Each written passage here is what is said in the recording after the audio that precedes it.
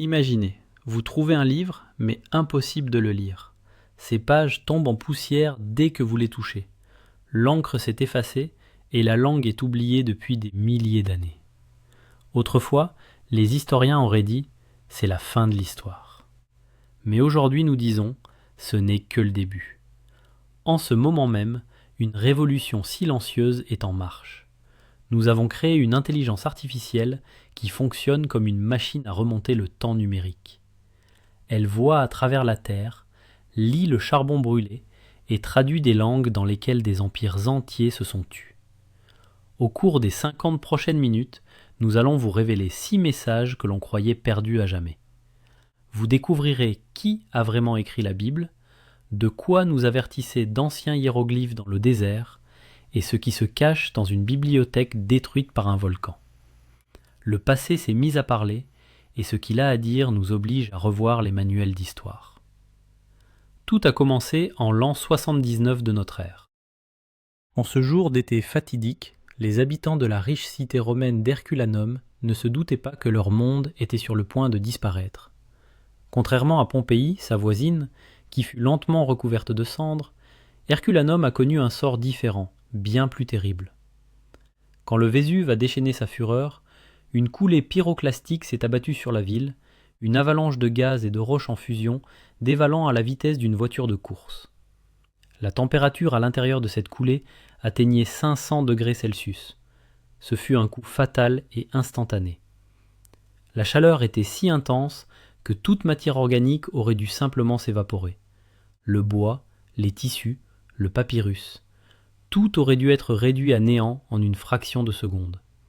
Mais un miracle s'est produit que les scientifiques appellent le paradoxe unique de la catastrophe. Dans la ville se trouvait une villa luxueuse qui appartenait au beau-père de Jules César lui-même. Elle abritait une immense bibliothèque, des milliers de rouleaux contenant le savoir inestimable du monde antique.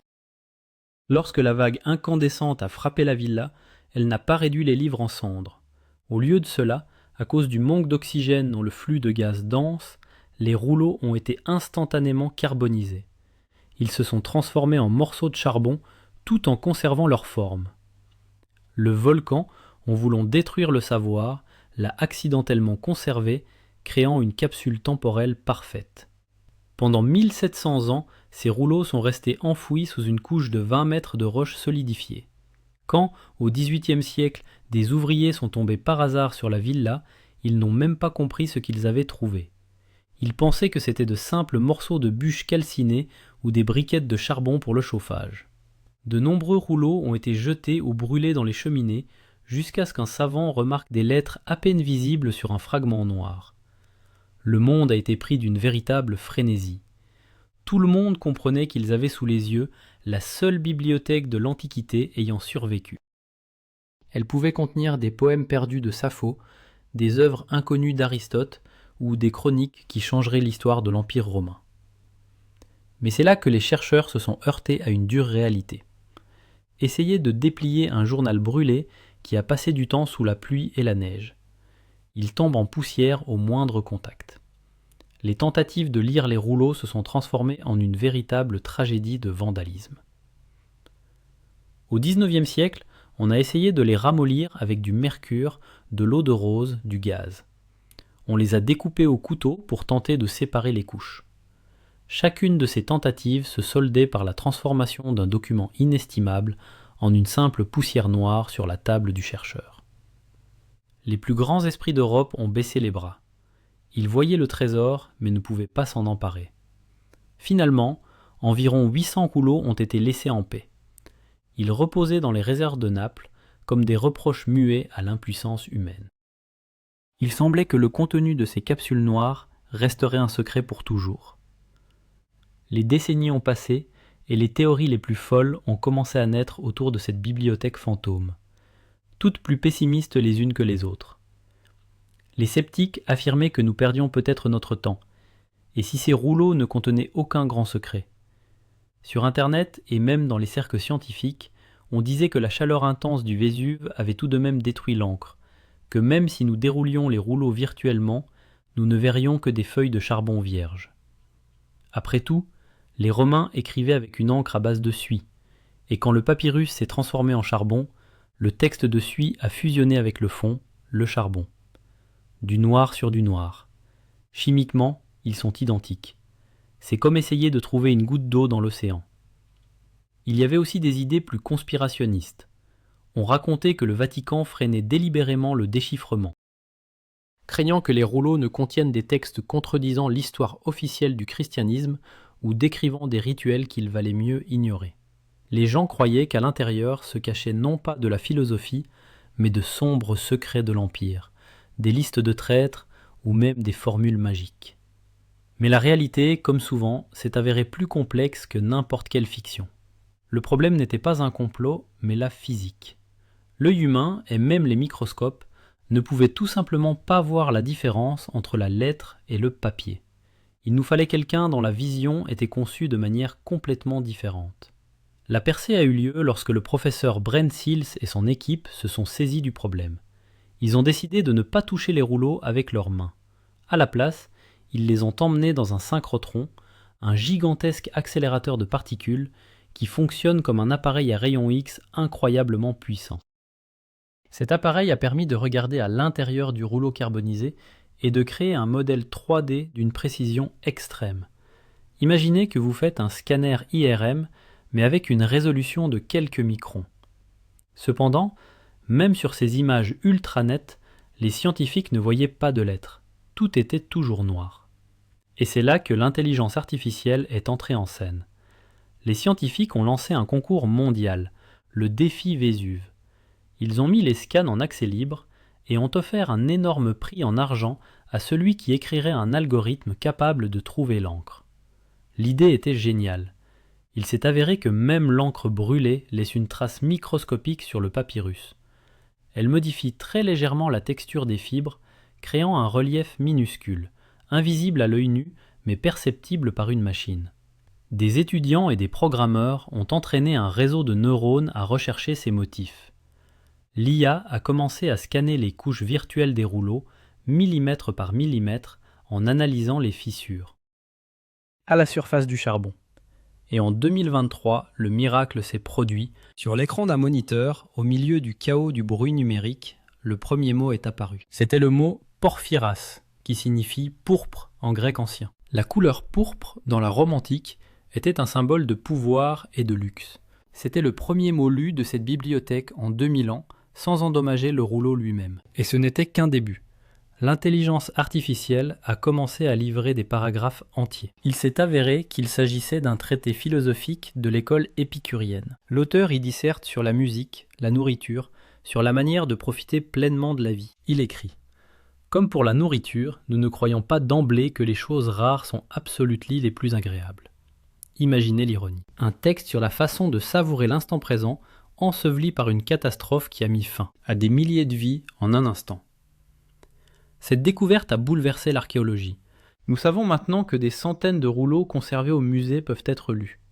De plus, les scientifiques pensent qu'il y a encore 2 étages inférieurs dans la villa qui n'ont pas encore été fouillés. Des milliers d'autres livres pourraient s'y trouver. Nous sommes sur le point de retrouver toute une littérature perdue. Mais si ici, la technologie nous a aidés à lire les pensées de philosophes figés dans la pierre, dans l'histoire suivante, l'IA a dû se faire détective. Elle a dû enquêter sur une affaire vieille de 2000 ans et découvrir qui a vraiment écrit le livre le plus important de l'humanité et pourquoi l'écriture des saints cachait une immense supercherie. Cette histoire a commencé comme le scénario d'un film d'aventure. En 1947, un jeune berger bédouin errait dans le désert de Judée.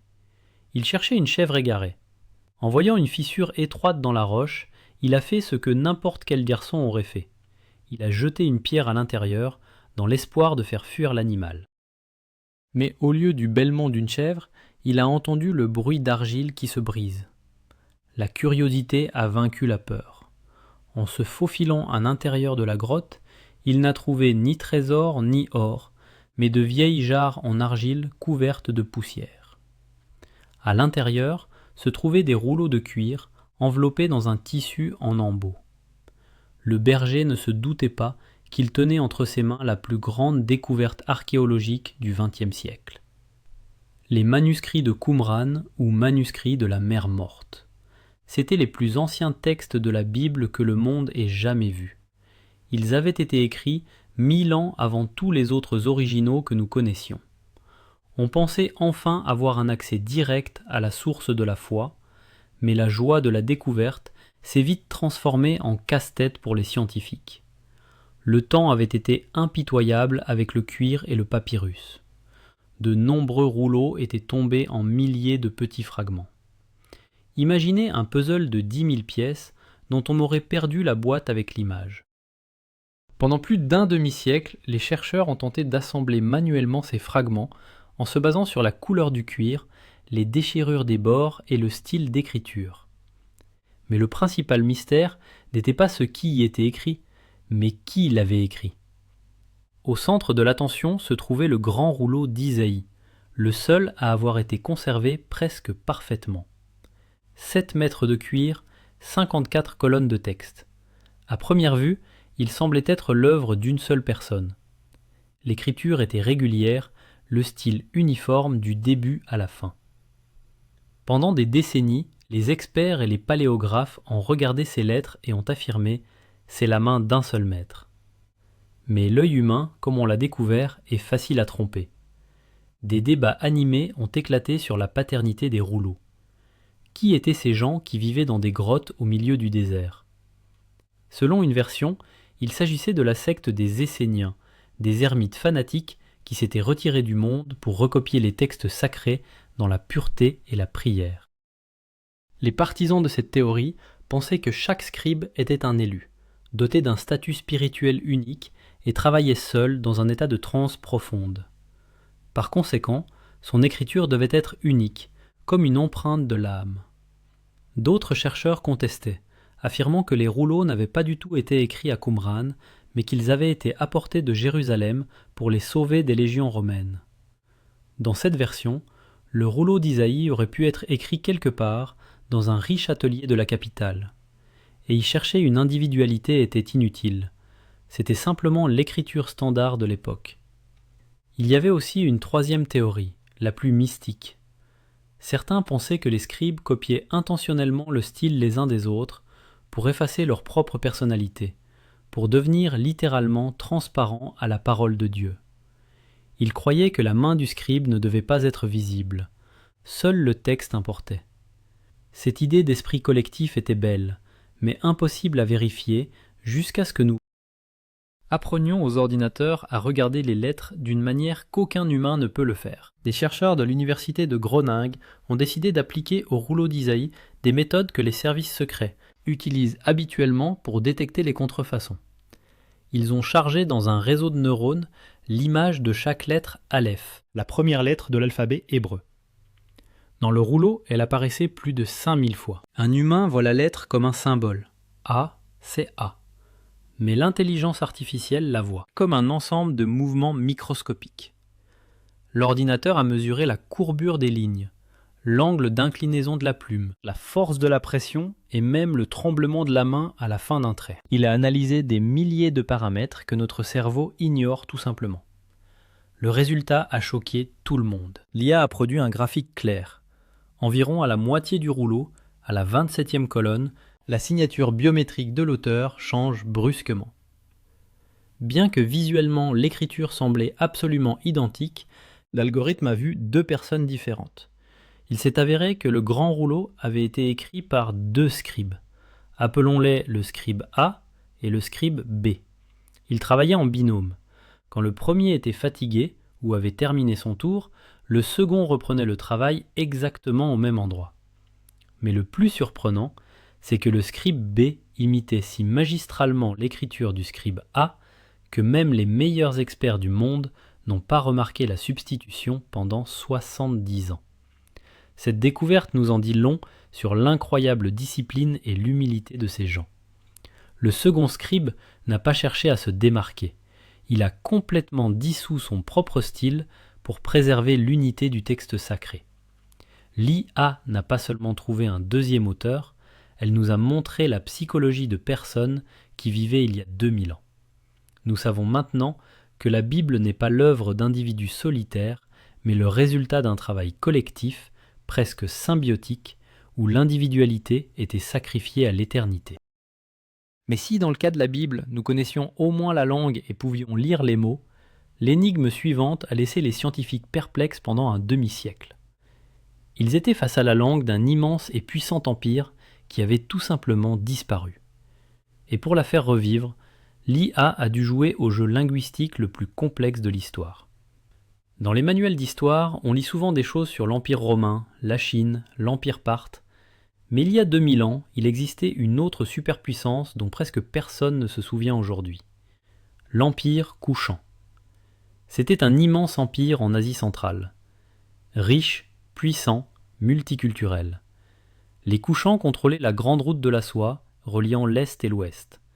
Ils avaient leur propre roi, leur propre dieu, et bien sûr leur propre langue.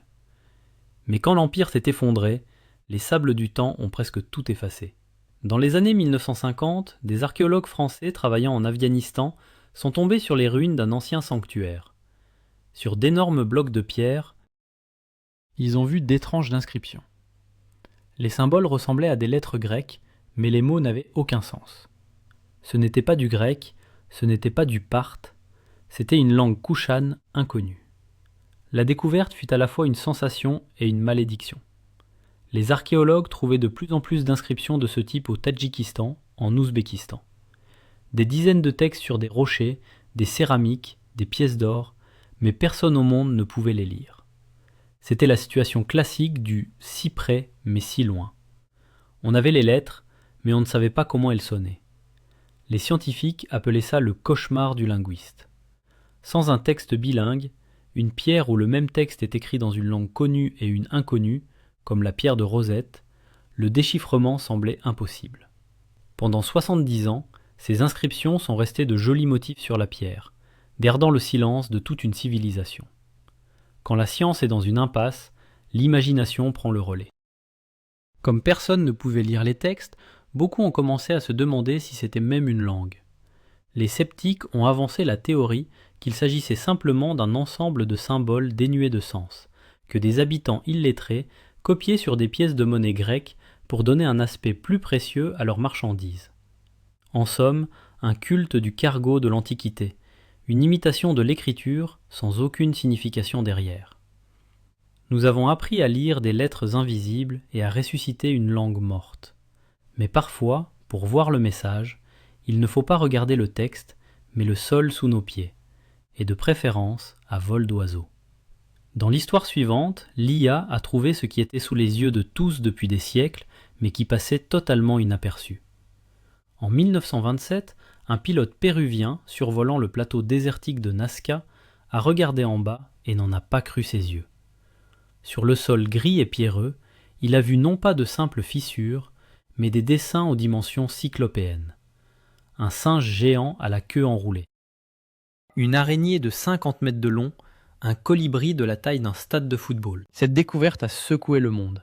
Les dessins étaient si immenses qu'au sol on ne pouvait pas les distinguer. Juste un chaos de lignes. Pour voir l'image dans son ensemble, il fallait s'élever dans le ciel. Mais voilà le paradoxe. Le peuple Nazca, qui vivait ici il y a 2000 ans, n'avait ni avion ni montgolfière. Comment ont-ils pu créer des figures aussi géométriquement précises, sans les voir d'en haut? Et, plus important encore, pour qui les dessinaient-ils? La réponse semblait évidente et effrayante. Si les humains ne pouvaient pas les voir, c'est qu'ils les dessinaient pour ceux qui regardent depuis les cieux. Pendant des décennies, le plateau de Nazca est resté la plus grande énigme d'Amérique du Sud, un lieu de pèlerinage pour les ufologues et les mystiques. C'est ici que sont nées les plus célèbres théories du paléocontact. Le célèbre écrivain Erich von Däniken affirmait que les lignes parfaitement droites du plateau, s'étendant sur des kilomètres, étaient des pistes d'atterrissage pour les vaisseaux spatiaux extraterrestres, et que les figures d'animaux étaient une tentative des habitants d'inciter les dieux à revenir. Les scientifiques proposaient des versions plus terre-à-terre, mais non moins énigmatiques. On disait que c'était un calendrier astronomique géant, indiquant le lever des étoiles, ou que les lignes étaient une carte des sources d'eau souterraines dans l'un des déserts les plus arides du monde. Ou encore que les prêtres parcouraient ces lignes en transe, priant pour la pluie. On aurait pu croire qu'au XXIe siècle, nous avions trouvé et étudié tous les dessins. Le plateau avait été arpenté en long, en large et en travers. Il avait été photographié par des satellites et des drones. Les archéologues étaient certains que le catalogue était complet. Mais ils avaient sous-estimé les capacités des machines. Des chercheurs de l'université de Yamagata et des ingénieurs d'IBM sont entrés en jeu. Ils ont estimé que l'œil humain était trop imparfait. Nous avons tendance à voir ce que nous voulons voir et à ignorer ce qui nous semble sans intérêt. Ils ont fourni à une intelligence artificielle des milliers de clichés de la surface du plateau, mais pas de simples photos, des données de balayage laser qui montraient les moindres variations de hauteur au millimètre près. La tâche de l'IA était simple, trouver des anomalies, toutes les lignes qui n'avaient pas été créées par la nature. Et l'algorithme a commencé à trouver ce que les humains avaient manqué. Il s'est avéré que le désert grouillait littéralement de dessins que le temps avait effacés, les rendant invisibles à nos yeux. En 2022 et 2023, l'IA a aidé à découvrir des centaines de nouveaux géoglyphes. Mais le plus étrange, ce sont les sujets. Si avant nous voyions des animaux majestueux, les nouvelles trouvailles sont plutôt sinistres. L'IA a trouvé la figure d'une orque avec un couteau, d'étranges humanoïdes à tête carrée, des gens tenant des têtes coupées dans leurs mains. Ces dessins sont plus petits et souvent situés sur les flancs des collines. Cette découverte change toute notre compréhension de la culture Nazca. Les scientifiques pensent maintenant que ces lignes n'étaient pas de simples messages aux dieux. C'étaient des panneaux de signalisation, des repères pour les voyageurs traversant le désert, une sorte de panneau publicitaire ancien, visible depuis les sentiers.